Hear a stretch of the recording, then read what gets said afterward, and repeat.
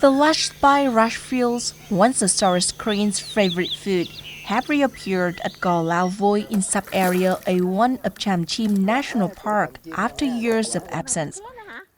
Their revival is a result of ecosystem restoration efforts carried out under the Sarus Crane Conservation Project, now in its second year of implementation. For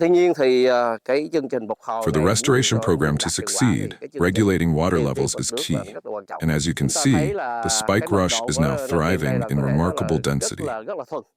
The Sarus Crane Conservation Project carries a meaning far beyond bringing the cranes back. It is about restoring the natural ecosystem of Tram Chim. These vast spike rush meadows evoke the landscape of the ancient Dong Thap. Not only in Go Lao Voi, but across other parts of the forest, including areas ravaged by fire in June last year, the ecosystem is now showing signs of regeneration. When fire passes, melaleuca capsules burst, scattering millions of seeds on the wind. Now young trees are sprouting across the wetlands, the beginning of a new generation that, in just a few decades, will grow into a dense forest once more. This flood season, Tram Chim National Park offers visitors a striking glimpse of the acid soil ecosystem, now vividly revived.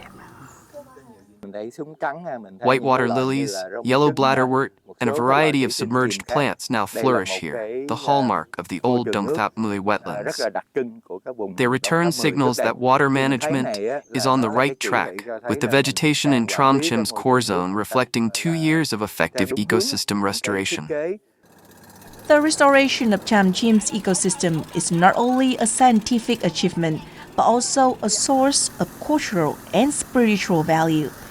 It stands as a clear proof of local authorities' strong commitment to protecting biodiversity and building a greener future.